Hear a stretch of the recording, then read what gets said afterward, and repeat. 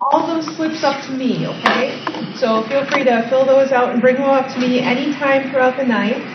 And then we do have the cooperative boundary plan process, and you can look on there and see where we are in the process as this is the public hearing. And then we also have the statutory criteria review sheet. So these are the things that we look for in a cooperative plan, that we have the ability to determine whether or not the plan meets these criteria. So that gives you some basic information. We're going to introduce ourselves. My name is Dawn Vick. I'm the administrator for the Division of Intergovernmental Relations from the Department of Administration. So thank you very much for having me out tonight. Eric? I'm Eric Schmidtke, and I work in the Municipal Boundary Review Unit. My name is Renee Powers. I lead the Municipal Boundary Review Unit and the Plat Review. I'm David Ravi, legal counsel with the Department of Administration. So what we're going to do is we're going to ask the petitioners, the people who are submitting the cooperative plan to us. So we're going to start with the town of Lisbon, followed by the village of Merton, village of Sussex, city of Brookfield, city of Waukesha. We'll have them all do introductions. So town of Lisbon, if you could introduce yourselves. Gina?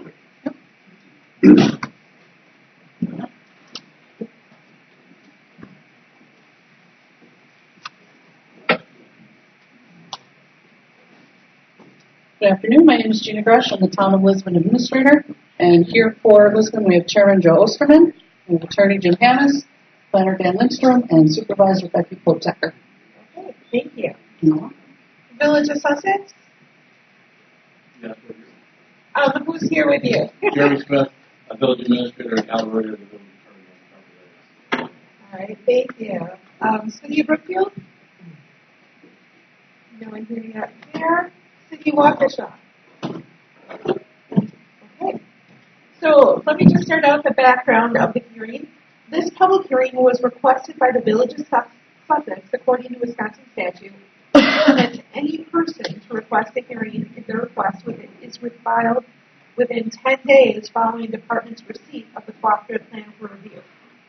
The purpose of today's hearing is to listen to testimony from the town of Lisbon and village of Merton, as well as from municipal neighbors such as Sussex, area residents, and from others interested in this cooperative plan. This testimony will be used to help the department apply statutory review standards in Statute 66.0307. So this hearing is not a court-type hearing. There are no rules of evidence, no swearing in or cross-examination of witness, objections, etc. When you are giving your testimony, you're giving your testimony to the department staff only. So, it won't be you're talking to your neighbor, you're talking to the department staff. Comments may also be submitted to the department, to us, within 10 days following the hearing. So that means you can submit written comments to us until Thursday, November 18th, 2019. We are not here today to make a decision on the cooperative plan. We are just hearing the testimony. So no decision will be on the cooperative plan will be made by the department at this hearing today. What we're going to do is we're going to take periodic breaks, as you can see from the agenda. As we run out of testimony slips, we'll stand in an informal recess until we get a few more. We'll come back, hear those bits of testimony, and then, again, stand in informal recess. So it depends on how many people come and want to testify. So, feel free to bring those testimony slips up to me, as I said, anytime throughout the night. So, I went over the handouts with you already. Is there anyone from the public who may need to leave early and would like to testify first? Okay. So we are going to start, and we're going to start with the Village of Sussex.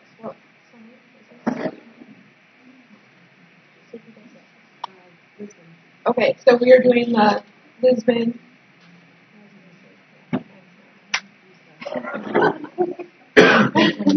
So we are going to do the summary of the cooperative plan by Lisbon and Merton. So for that, we'd like to start. Good afternoon. I'm Attorney James Hammes. I represent the town of Lisbon. We put the cooperative plan together as new to the department. House City Administrator, and I think the Lisbon representative has already been introduced.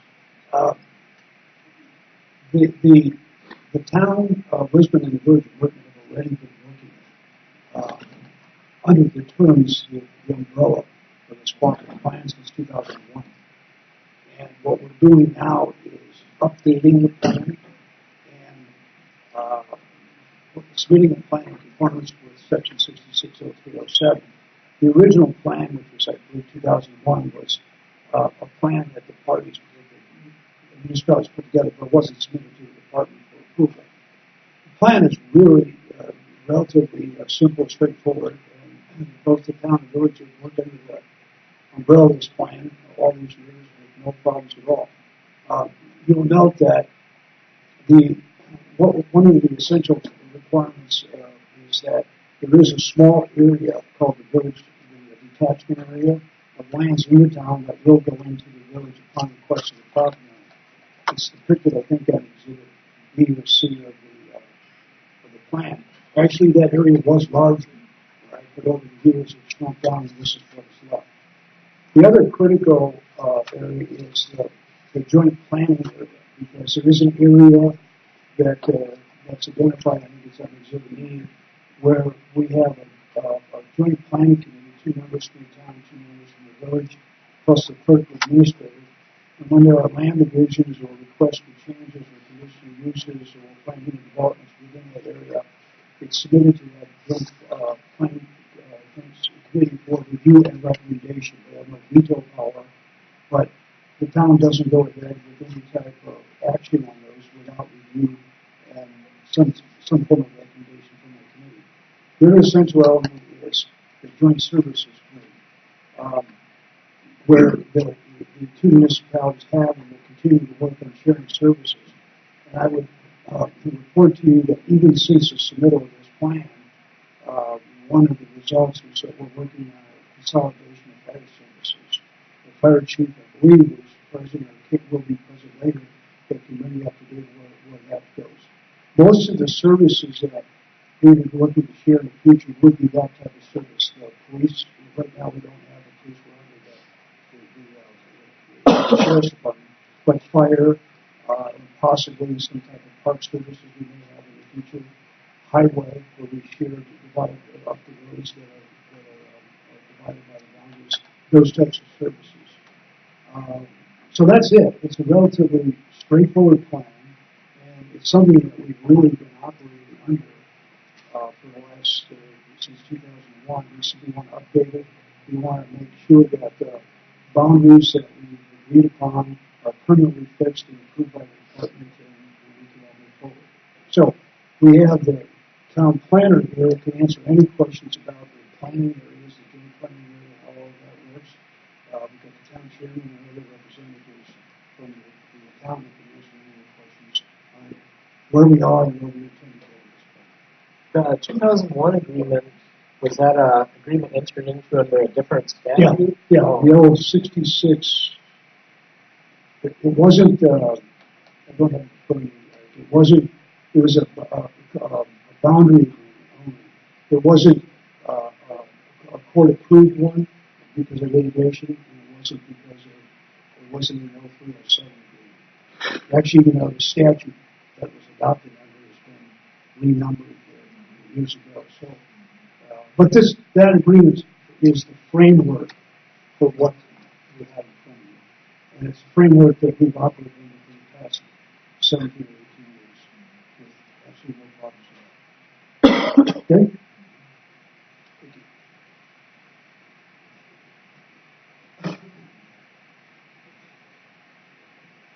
Do you want to address how the joint planning area is, the zoning and the master plan, and how that, what is there now and what would be happening in the future?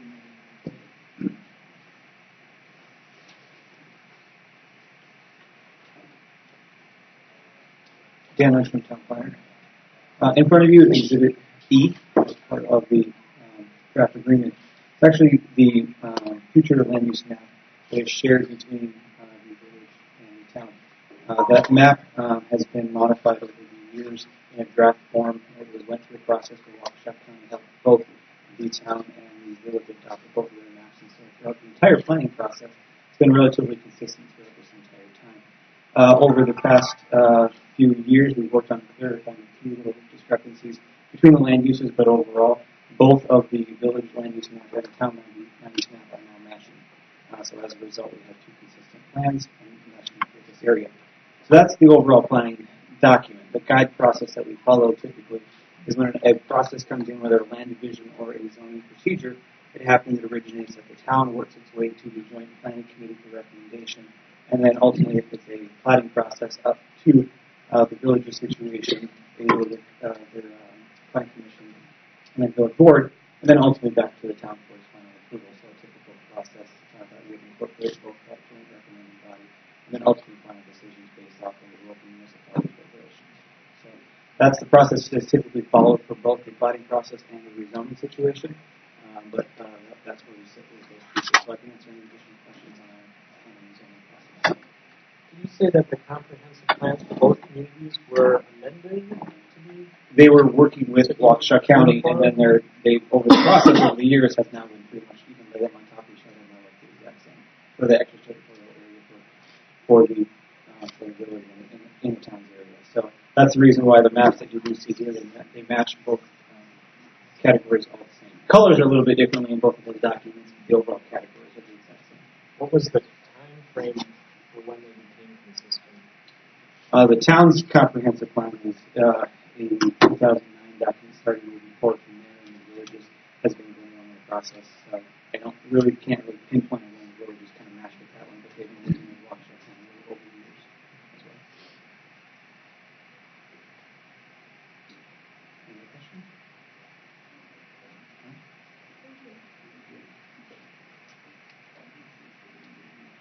So are there any other comments that the village of town of Lisbon would like to submit? What about the town of your listeners? Okay. Joel Smith, Town Chair of Lisbon. Obviously, I'm in favor of this border agreement. But I got to say, working with Merton has been a privilege. Pretty much everything we've ever touched has turned to gold in shared services. As far as sharing our DPW and fire, which we're really working to do. We already do it in some capacity now. Everything down to the recs department. We don't have a rec department, our parks department and such. Everybody works together. We almost function as one right now, which is really nice. So I got to say, it's very nice to be able to. Ron and I, if we want to talk, he's the village president. It's seamless. It really is. So very much in favor of this and looking forward to working with you. Thank you. Thank you. All right. Anyone else from Lisbon? Hey, Merton?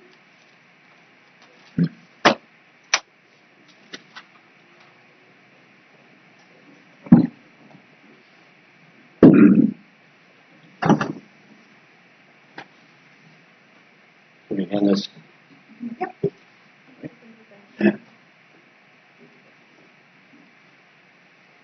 I'm not texting, I just have my notes in here. I'd like to thank the panel for giving me a chance to speak today, and also for the board for trusting me to say what our thoughts are. And I'd like to echo what you've heard so far from Attorney Hannes, from Attorney Dan, and from Chairman Osterman. We really, as a village, enjoy working with the town of Lisbon. I've been on the board for almost 23 years now. We've seen some changes with Lisbon over the years, with turnover in management. It's been pretty steady about the last decade or so, and our ability to work together has just gotten that much closer over the years. I'll just give you a couple examples. They plow our roads for us. They don't plow after they plow their roads. They have people on duty that plow our roads and give them just the same importance as they were their own. We've invested in a new salt shed with the town for storage, and that was part of our agreement to work together, is that we didn't need to store the salt on our property. It would make more sense for them where their DPW and the trucks are, so we worked in that direction to share that cost. You've heard and you will hear about fire and EMS. As you can imagine, that's a major hot button when it comes to expenses and the future of coverage in the area. We are forward-looking. We're forward-looking past where the county has said, well, maybe sometime we'll We'll get you guys together as a group. We'll work together. We've decided that we work so close together. Let's start now. Let's start talking about it now. And we're on the cusp. And I don't want to steal the Chief Brown's thunder, but we are on the cusp of most likely coming up with an intergovernmental agreement for our fire departments very, very, very soon.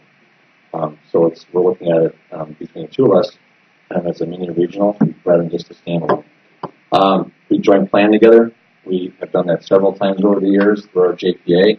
There has never been a situation where we've had contested conversation back and forth. It's just a testimony of how close we work together. Chairman Osterman talked about Park and Rec.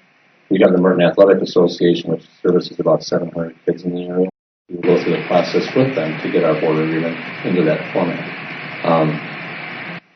There's nothing that we do together, or there's no friction between the two of us that caused myself or anybody on our board to say, we don't want to help. We want to help. We want to help our good neighbor that helps us and that we reciprocate with. So never in my mind was there anything that would stop me from saying, hey, Lisbon, if you want to take this step, we're right there with you, and we look forward to a long relationship together. I sound like a politician, don't I? I'm really, believe me, when it comes to doing the other stuff, I'm much more straightforward. But I just want to say there's never been any reason, nor now or in the future, that I can see where we wouldn't help a good neighbor out because we do work so closely together. And that's about all I have to say. Anybody has any questions? Is a lot of the cooperation over the last 10 years, services and the joint planning, is that because of the 2001 agreement? Does the 2001 agreement set those relationships up? The 2001 agreement had components in there to discuss these things, and we did go out in 2001 and we did discuss them. And you bring up a very good point. Our two fire departments, the two fire departments were not on the same track as far as where they were going with their training. Lisbon was going one direction, we were going another. It doesn't mean it's wrong in either way. It was meshing them together at that point wasn't right. We've had some changes as far as the fire chief on our end, which Chief Brown will talk about, has caused our departments to work closer together. We've aligned that training over time. And now we're at the point that we're at. I don't think that we could have slammed that together in 2001. It just takes time to come together. And I think there were other things that we were doing jointly that caused that to say, hey, you know what? We should really look at this closely because we do work closely together. So I hope that answers the question. Yeah, there were components in there. Some components we opted not to do because we just did things differently. Some components were on the fence, and some components we saw right away that we had a good mesh. And I think the scales have tipped to where we do more of what's on that list than we do now at this point. I haven't seen the 2001 agreement, so I was just wondering what kind of foundation does this agreement, I guess, or what's the relationship, or where does this take off from where that left off? Not having seen the 2001, I don't really know. It's pretty much the same format as what we had in 2001. I mean, I can get you a copy of the board agreement if you want it, but I think you'll find that the basic components. Actually, it was negotiated in 2001. It's effective February 2002, and I'll just provide a copy. There are some provisions in that agreement that are not replicated in your agreement because they were specific. For example, the extension of Ainsworth, the WRT, road and reimbursement, that occurred back in 2002, 2003, so it's not part of this agreement. But so what you have in front of you, as I said, that was the umbrella for what this is, but not everything, because some of it no longer relevant. So the Ainsworth, during the negotiations, the town had just repaired Ainsworth Road. That became part of our domain under the border agreement. So we actually paid them back over a period of time for the work that they've been doing. So that's why it's just no longer relevant. As you started out your testimony, you said, they plow your roads, and, they don't just do it after they plow their roads. So what was the impetus for them starting to plow your roads? Did you agree to that sometime in the past? Like, how did that come about? Is that part of this agreement? No, well, 2001? it was a component in 2001 that we could look at. We contract. Let me step back. We plow our own private property. So any parking lots, the park, community center, things like that, we take care of that. We have had numerous private contractors take care of our village-owned roads. The county takes care of the county-owned roads. So we had a gentleman that contracted. He came out one time with a regular county plow into the roads. The next time he came out, he had like 14 F-150s and standard trucks because he was just having all his friends do it. Which, from a liability standpoint, you can just imagine how I felt when I saw that happen. We've had contractors that don't show up. We've had contractors that have tried it for a year and said, "Wow, this is a lot different than plowing a Kmart parking lot. We don't want to do this." We got to talking to the town about it, and jokingly said one day it would be kind of nice if we plowed our roads, and we said, "Hey, let's sit down and talk about it closer." So we came up with an agreement to plow, and a price that's very reasonable, and to the point where we're now actually helping fund things like the salt storage shed, because we. And I wouldn't do that if we felt that this was a one and done type of thing. It's a long term agreement, and we're very happy with how they treat us. So that's how that kind of came about. More of a necessity than actually the border agreement. So is there an agreement like for that service? Mm-hmm. We have an agreement for that service. It's not just a handshake. Yeah, it's not in the 2001. Yes. It's not necessarily in the current plan, but those shared services type of agreements. Mm-hmm. How many others are there that aren't mentioned in the current plan? Well, we'd have one for plowing. We'd have one for, Tom, do you know, do we actually have a shared service agreement for the compost? Yes, we do. Okay, so we have an actual shared service agreement for compost. MAA is the Merton Athletic Association is an independent corporation, so there is no shared service for that. It's just something that we provide the use of our fields in the village, and we provide a stipend towards a organizer of the activities, and anybody in the community is free to use it.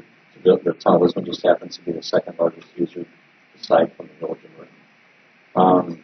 I'm trying to think off the top of my head if we have any more shared service. Obviously, we'll have an intergovernmental cooperative agreement with the fire department when that comes together, hopefully during the next few months. Are these in written format? Yes, both of the ones I just mentioned are in written format. We don't have a written format yet for the intergovernmental agreement with the fire department. That's just in draft mode right now. I can email them to you. Yeah, because one of the requirements that we need to look at is adequate provision is made for delivering necessary municipal services. And what was given to us in the plan that was submitted doesn't include a lot of these details. It doesn't mention a lot of these shared services. Okay. So how can we judge whether or not the agreement, covers those things? Sure. If they're not part of the plan. Okay. What time period were those entered into? I would say, I think plowing 5. What's that? 5 years ago, maybe? Plowing? Probably longer than that. I'm guessing it's more than that. We have this winter, at least our second or third contract. I'm guessing at least 8 to 10 years. Probably a little time after we signed the original border agreement, but our private contractor gave up a couple of years after that. I'm guessing about 10 years the town of Lisbon would have a contract with the town of Lisbon for snow plowing. And compost has been around maybe a little, probably a little less than years too, yes. Yeah, maybe 7 to 8 years. I'm looking. The written agreement for specific services, is there a time end date, or is it just when the parties are no longer happy and want to change? I think there's a time end date and renewal on the plowing. Gina's nodding her head yes. But I don't think there's a time end date on the compost. Yeah. And obviously, if we do a joint intergovernmental or fire, we're not looking at to be a very short overtime, but that's our long-term solution to a big problem. Thank you. Anyone else from Merton? this the time when you want to hear about the fire department, or?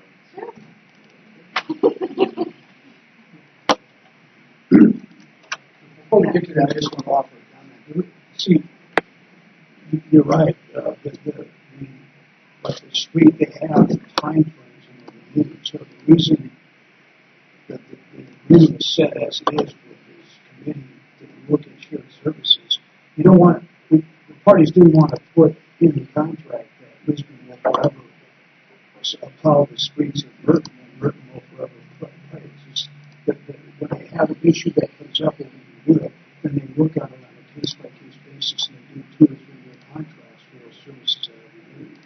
But we'll submit all of those to the staff.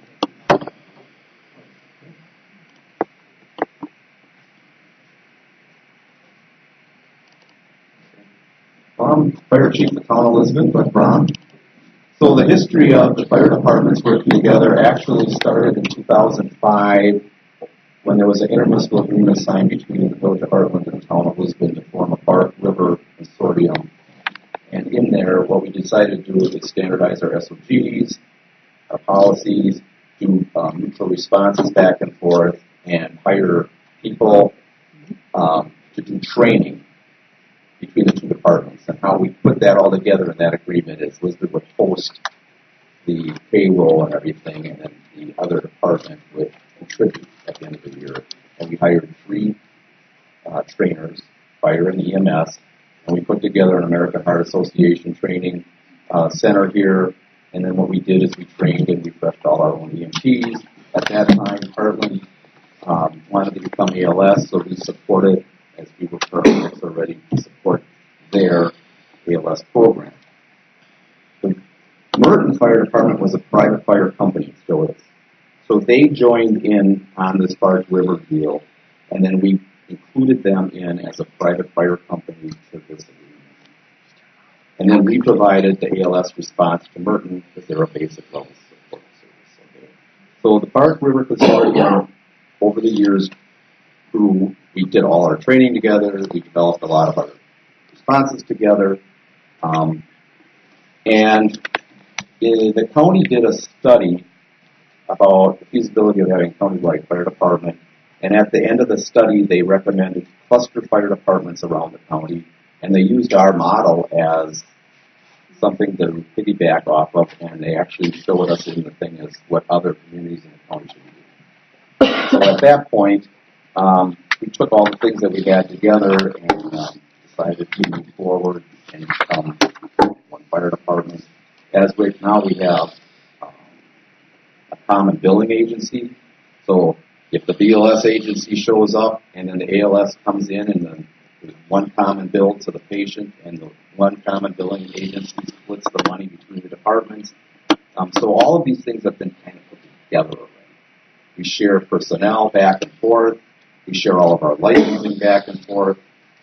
During the day, personnel goes back and forth. We man each other's rigs.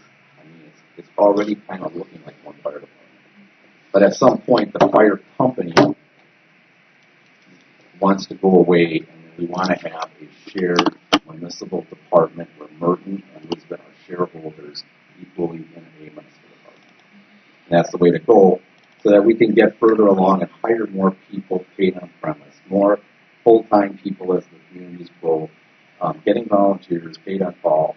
It's becoming a real huge problem. So we all recognize that. We have a lot of duplicate equipment that can go away. So the intermunicipal agreement that we are putting together right now is actually in draft form and is in with both boards. And they're working out the percentages, the formulas, the funding formulas. I know this is going to happen pretty soon. We're pretty far along. So the way this, the officers have all been integrated already. Our officers are on call over there. They stay at that station. I mean, we really are already pretty seamless. I really know the difference. We even started labeling the truck Park River because we got called Park River Fire Department District. That's where that's at. Thank you. Yeah. I have dates on the other agreements. The compost site agreement started in 2012. We had contracts running through 15 to 17, 2018 to 2020, and the snow plowing contract started in 2011. That contract went to 2016, and then we renewed it for 2016 through 2026. And then I'll email those to you.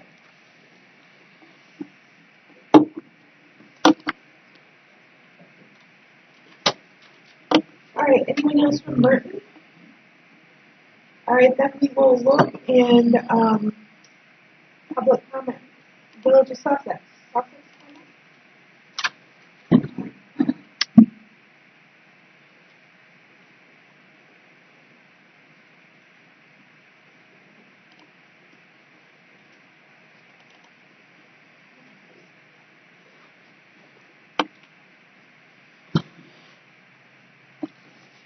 Thank you very much, Mrs. Vick, and the DOA staff for your time today. I'm Jeremy Smith, Sussex Village Administrator. This issue before you today is of vital interest to the Village of Sussex and its residents. There are long-term and significant implications from what transpires from today's process, not just here, but throughout the state. We appreciate the level of your professionalism and your role in this process. The cooperative plan you are being asked to consider is a shell of a plan and merely a charade as a precursor to incorporation under 6602.062. It's a race against time as the statute disappears June 30th, 2020. And the lack of depth of the plans before you illustrate this. The legislature very clearly required a community to have 2 cooperative plans adopted to be eligible for this loophole incorporation under 6602.062, among other requirements. I'm trying to take this down, so when you're reading, you just need to sit down. Sounds good. Thank you. As such, the role you now serve is of great import in reviewing the cooperative plan submitted. The standards for a cooperative plan are clearly laid out in the statutes and involve a great deal of planning because the implications from its adoption impact property rights, contractual rights, and the directions of communities long into the future. These are not mere resolutions to pass willy-nilly to accomplish clandestine desires of the town that they cannot achieve under the clear rule of law. As you may know, Lisbon has already twice been rejected for incorporation by the Review Board, the latest being in 2011, because it does not meet the criteria for effectively functioning as a village. One would expect the cooperative plans being utilized today to meet a larger incorporation attempt would address and solve those issues that are of a matter of statewide interest and have been laid out in the law. The IRB found that Lisbon failed to meet 3 of the 5 relevant standards, and while this straight-up review before you today is not directly tied, it is before you in spirit, because the approval of these cooperative plans and their findings are standing instead until June 30th of next year. Nothing has changed since the latest failings of the town in these cooperative plans do nothing to dispel the facts that Lisbon hasn't met the standards of the law. The IRB found that Lisbon did not meet the compactness and homogeneity test. This standard requires the petition territory to be sufficiently compact and uniform to function as a village. The IRB, and I directly quote from their findings, the proposed village of Lisbon is not compact, but instead fragmented into 4 distinct areas by existing natural, physical, and political boundaries. Especially problematic is Map 8, Area 3, which is in the I didn't have a copy of it, but it's in their findings from that incorporation plan, which consists of numerous town islands that are pinched between Sussex, Lannon, Menominee Falls, and Pewaukee, and cut off from other parts of the proposed village of Lisbon, not only physically, but also in terms of schools, transportation, and social and economic patterns. Lisbon does not have a boundary agreement with Sussex that will transfer. Lisbon does have a boundary agreement with Sussex that will transfer a few problematic town islands. However, the agreement does not transfer enough in terms of compactness and homogeneity because most of the problematic islands will remain in Lisbon even after full implementation of the agreement. The cooperative plan before you does nothing to change this or address these issues. The IRB further found that the strongest connection is between Lisbon and Sussex. The 2 communities, and again I'm quoting from the IRB, the 2 communities are so intertwined socially, physically, economically, and in all other ways that the board has difficulty in considering them separately. This is so intrinsically true. Sussex is Lisbon's library, the location of its elementary schools, its police station, its rec department, its wastewater treatment plant, its downtown, its 4th of July fireworks, 4th of July fireworks. It's post office, it's grocery stores, it's businesses. Sussex is where most of Lisbon residents gather and live their lives. Heck, we even manage the Lisbon Central Cemetery. And the cooperative plans being considered has potential to impact Sussex so dramatically, yet the town of Lisbon has taken zero efforts to reach out and involve Sussex in it. The IRB further found that Lisbon did not meet the territory beyond the core test. This standard requires that the territory beyond the most densely populated square mile shall have the potential for residential or other land use development on a substantial scale within 3 years. And again, quote from the IRB. Given Lisbon's recent growth rate, moderate forecast population growth, and comprehensive plan that calls for minimal growth and continued rural living, the board does not see the potential or desire for substantial urban development within the next 3 years. The cooperative plan being presented before you, again, does not resolve or address any of those issues. Finally, the IRB found Lisbon did not meet the impact on the metropolitan community test. This standard requires a finding that the proposed village will not harm the metropolitan region. The IRB found, because of the current level of conflict and the expressed desire to function independently from their neighbors in the county, the board has concerns that incorporating Lisbon will hinder resolving regional problems. Cooperation between area municipalities, and particularly problematic in Map 8, Area 3 of the area proposed of the village, that consists of fragmented town islands and isolated areas in southeastern Lisbon. Incorporation would result in freezing those problems in perpetuity. Again, the cooperative plan before you doesn't resolve those conflicts, further highlights the town's desire to do it alone in the region. In fact, the process by which these cooperative plans were sought has created a great amount of conflict in the region, more than I have witnessed in my 16 years with the village of Sussex. This attempt has caused problems with the county and an attempt to add to manufacturing tax bases in the region, and the cooperative plan as proposed is forever, and as I quote, freeze these problems in perpetuity. A cooperative plan should not be approved that creates those conflicts and locks them in perpetuity. The adoption of the cooperative plan has a detrimental and tortious interference with the contract that exists between Sussex and Lisbon in the boundary stipulation, and as such should not be approved. The Lisbon Comprehensive Plan mentions that the DOA believes a cooperative plan prohibits annexations by municipalities that are not party to the plan. And that's a direct quote in their comprehensive plan. Sussex is not a party to this cooperative plan, but has a contractual right to certain properties in the boundary stipulation that Lisbon and Sussex are a party to. Lisbon, in the past year since they started this endeavor, has violated the boundary stipulation on multiple occasions. Does this cooperative plan then override an existing court-ordered stipulation? At a minimum, it would suggest that any cooperative plan impacting that stipulation should be required to address those issues and involve that community. It also means that any cooperative plan that has any potential impact must be examined with the highest degree of caution and skepticism for its impact to negatively impact the broader community. Lisbon's own comprehensive plan recommends Lisbon engage Sussex in a cooperative planning process. Again, a quote from their comprehensive plan, which they have not done. To that end, the Sussex Village Board passed a resolution this summer requesting the town of Lisbon to participate in a 660307 process with each other. The town of Lisbon never passed the corresponding resolution. They have no intention to negotiate in good faith as they focus on securing the cooperative plans that they intend to supersede the law. In fact, they have violated the boundary stipulation, as I mentioned, on several occasions in this past year, as they believe these cooperative plans will lead them to rights beyond those stipulations. The reality is the town has no intention that the cooperative plan shall describe how it is consistent with each participating municipality's comprehensive plan.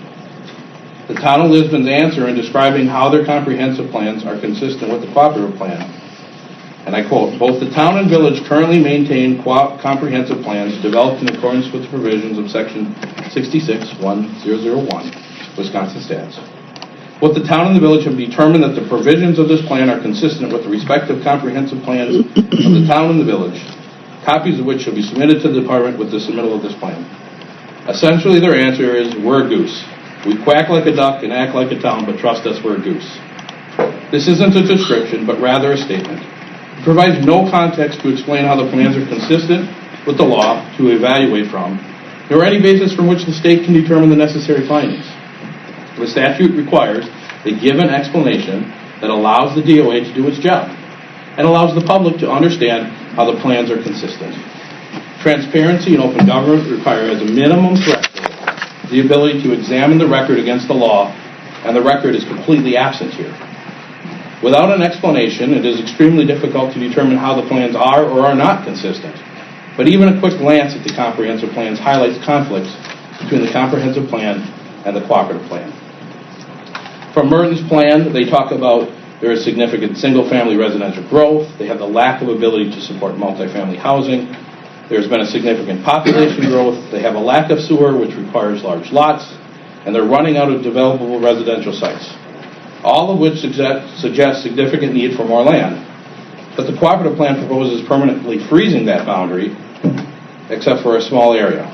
Furthermore, the Merton plan says that every 10 years they should re-examine their plan to address growth and the needs of the community. The cooperative plan as being proposed is forever and essentially prevents that availability. With Lisbon's cooperative plan, as noted earlier, the Lisbon cooperative plan recommends a cooperative plan with Sussex. The village has consistently told the town we are willing to talk about a cooperative plan. That cooperative plan process between Merton and Lisbon has interfered with the cooperation between Sussex and Lisbon, and that process never made any attempt at cooperation with Sussex. It was kept secret from Sussex because Lisbon didn't want Sussex to know what it was doing. The adoption of this cooperative plan very well might end any cooperation between Lisbon and Sussex in the future. That outcome certainly isn't consistent with the comprehensive plan of Lisbon, and it certainly is not in the best interest of residents of the area that counting on the consistency of the boundary stipulation. In 1 minute, Sussex has just offered more evidence that Lisbon's cooperative plan doesn't meet the standard than the town of Lisbon provided with months of planning to prepare their submittal. Literally, the failure of the plan to explain its consistency with the current comprehensive plan does not meet the statutory requirements and should result in the rejection of the plan. This cooperative plan is not well prepared and not consistent with the law. This isn't surprising because its real purpose wasn't to actually create a meaningful cooperative plan or to consider the many important aspects of such a plan. If the state is to accept such an incomplete and inconsistent cooperative plan, it sets the standards for approval for any other cooperative plan statewide to the same substandard level. That in turn nullifies the intent of the cooperative plan statute itself and cannot be a basis forward for good governance of the state. There's certainly been testimony presented today that suggests there may be other items in the record, but that was not put in the plan for consideration. Lisbon has failed to meet the standards of the law with this cooperative plan, and in its haste has laid bare its true lack of planning. But worse, these cooperative plans from Lisbon and other towns attempting them have left a path of ill will in the region, hence why the city of Brookfield and the city of Waukesha, I believe, will be submitting testimony after the fact in this matter, which will only be exacerbated if the state accepts them. The village's attorney will now have some comments more about the comprehensive plan itself. Could I ask about the Sussex-Lisbon boundary stipulation? So is that, when is that going to expire at some point, or? There's no expiration date in that agreement. So how would this cooperative plan impact that boundary stipulation? Sure. Well, in essence, if they incorporate and the lands are already in the town, how do they come into the village if they incorporate? And if the DOA is indeed, their comprehensive plan says if you adopt this comprehensive plan, then other municipalities cannot get land, then our contract that says we're supposed to get land, that's not a mutually inclusive agreement. How much of that boundary stipulation is yet to be implemented? There's about, the land use plan component to that stipulation is ongoing. The lands that are coming to the village, there is approximately, I want to say, close to 700 acres that are supposed to come into the village of Sussex yet, that we have spent millions of dollars in sewer infrastructure preparing for. Okay, so 700 acres to transfer, and then there's something else that you mentioned that's ongoing? There's a land use component requirement of the boundary stipulation within the JPC area. There was agreements about what uses would occur where. JPC? Joint Planning Committee. Is that a committee that continues to meet? It does. As an incorporated municipality, it would be arguable about what the enforcement powers of that provision would be.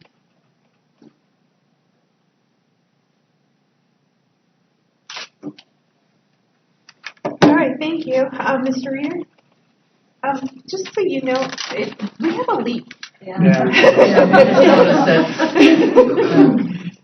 I'll stand a little further from the microphone. And it looks like it's leaking like through the electrical light. Yeah. So. Okay. All right. Fire department's here, so. Right.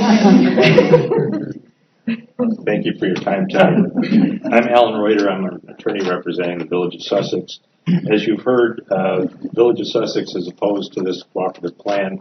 You've heard reasons why from sort of a local planning perspective from our administrator. I'm from Madison. I don't know these people. I don't know this area. I don't know the planning considerations. I'm going to approach this more from a technical standpoint and talk about your approval criteria, the statutory requirements, and in many ways this plan does not meet those requirements. The statute authorizing cooperative plans has a number of substantive requirements that must be included in the plan, as well as procedural requirements that must be met in order to approve a plan. I'm going to briefly discuss 7 of the substantive ways that this plan fails to meet the statutory criteria, and 2 procedural issues that prohibits the approval of this plan. In terms of your approval criteria, I think when you get to that point, you're going to find that as to each of those criteria, your answer is going to be, this criteria is not met, or we can't tell whether this criteria is met. And part of that is because this plan is extremely abbreviated. It's a fraction of what I typically have seen in cooperative plans in terms of the materials that are submitted and the information provided. What I found interesting was the submittal of the plan included your checklist that you provide to people so that they can go through and make sure they've met all of the requirements of the statute. And somebody, either the town or the village, I presume, checked off those boxes where the plan met the statutory criteria, but most of those provisions are left blank, which appears to be a concession that the plan itself does not have the statutorily required elements. So the 7 that I'll go through fairly quickly start with the requirement that the cooperative plan explain how the plan is consistent with the comprehensive plans of both the town and the village. Administrator Smith addressed that, and I won't go through it in any detail, other than to point out that there really is no explanation at all that there's a consistency between those 2 documents. The second statutory requirement is that the cooperative plan must include a statement explaining how the boundaries that have been chosen meet the criteria of the statute. The 2 criteria are basically that the boundary is not arbitrary and that it takes into consideration compactness of the communities. While looking at the map, it doesn't appear to be too irregular a boundary. There is one part of it which appears to be totally arbitrary to me. There are 3 parcels of land off Highway DV, which are a total about, I think, 1.5 acres, and they're separated by, they're completely surrounded by the village of Burton, except they're connected to the town by about 600 feet of roadway. Why the plan does not address that balloon on a string situation isn't explained anymore. It appears to be just an arbitrary choice to leave those 3 properties in the town rather than making a logical boundary and putting them into the village.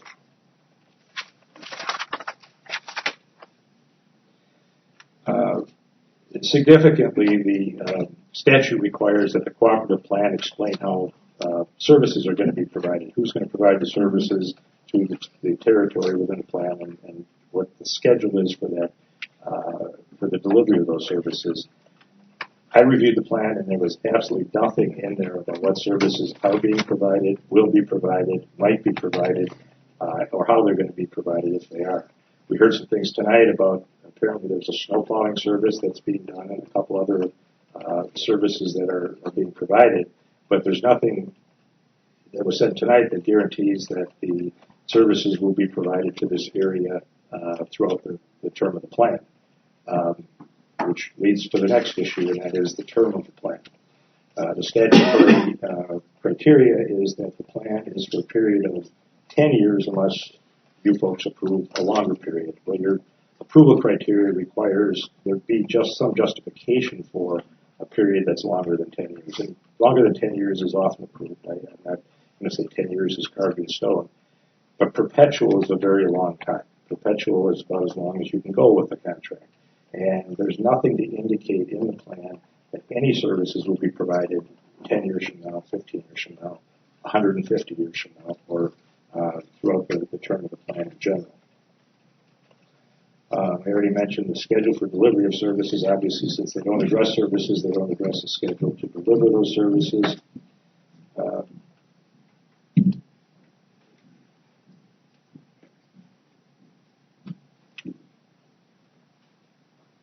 Compatibility with existing law is another requirement that must be explained by the parties in their cooperative plan. That's a topic that's not even mentioned in the plan that was submitted.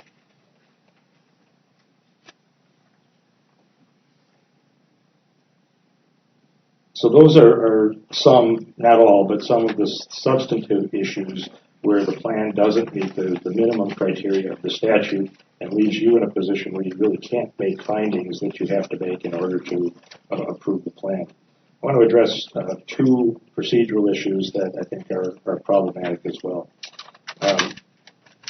One of the requirements of the 660307 is that the initiating resolutions have to be mailed to all of the basically governmental agencies within 5 miles of the town or the village, as well as to DOA, DOT, DNR, and a couple of other state agencies. The submittal does contain 2 affidavits which say the initiating resolutions were mailed to all of the governmental entities within 5 miles as shown on the attached sheet. But there is no attached sheet with either of those 2 affidavits. So basically you have a statement that they were mailed to governmental agencies within 5 miles, but it's impossible to tell whether that includes DOA, which is headquartered in Madison, which is obviously not within 5 miles, DOT, and all the other agencies. So there's nothing in the plan that shows compliance with that procedural requirement. The second one, which the plan itself actually does prove was not complied with, is the requirement that notice of the public hearing be published as a Class 3 notice. A Class 3 notice has 3 components to it. One, it has to be published 3 different times. The second is that those 3 publications have to be in consecutive weeks, so once each week for 3 consecutive weeks.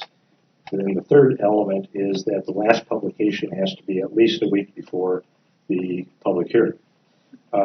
The plan clearly demonstrates the first 2 elements, that there were 3 publications and they were in 3 consecutive weeks. But it also shows that the last publication was actually 6 days before the public hearing rather than the required 7. So as a result, they didn't publish a Class 3 notice before their public hearing, and the plan approval therefore did not follow the statutory requirements. So in terms of the department approval criteria, the first one is the cooperative plan sufficiently detailed for the department to make findings that the criteria have been met. The plan is not detailed at all, and the issues I've mentioned are not issues of detail, they're issues of substance. There is absolutely nothing in the plan that addresses some of these, much less a detailed explanation. Consistency with the comprehensive plan, we've already addressed that. I don't think there's any way that you can find that there, based on an explanation in the plan, that there is that consistency. Does the cooperative plan adequately provide for service delivery to the territory?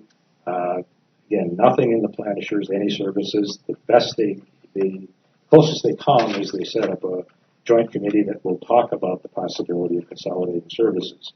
But we'll talk about it is not really a plan that can assure you that the services will be provided as necessary for that area. The fourth criteria is whether the boundaries are compact and not the result of arbitrariness. As I've explained, there's no explanation of the considerations that went into the boundaries, but there is that one area that does seem to be arbitrary. There's no explanation for why it's not. This little area right here. I can see it. This is the area. Yes. That's so. This is a town of Lisbon piece. Yes. Do you know what's going on there? I have no idea. Plan doesn't tell me.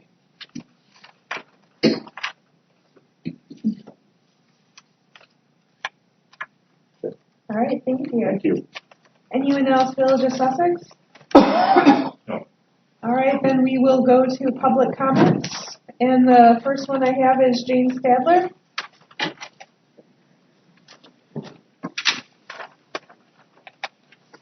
And if anyone else has a testimony slip that they'd like to, hand me, that'd be fine.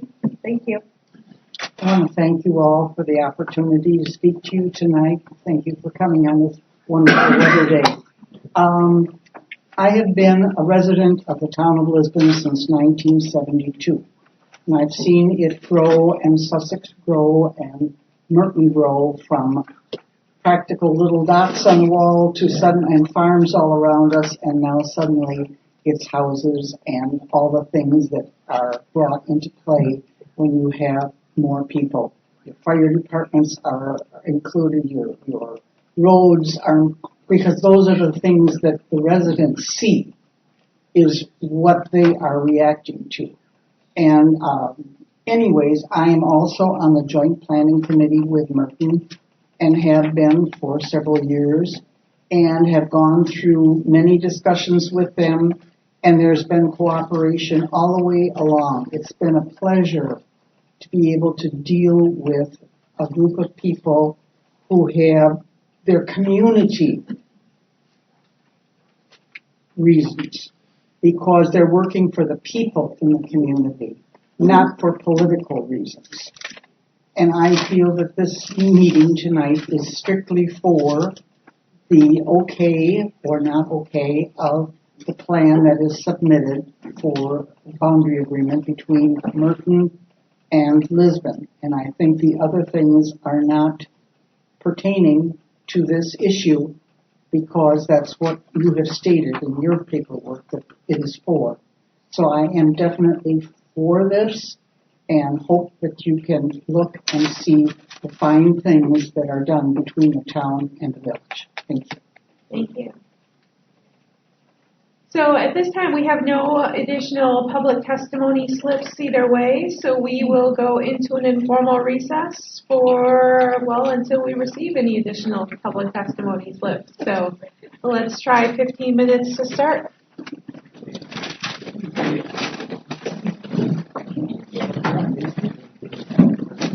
No, yeah, I like 5:30.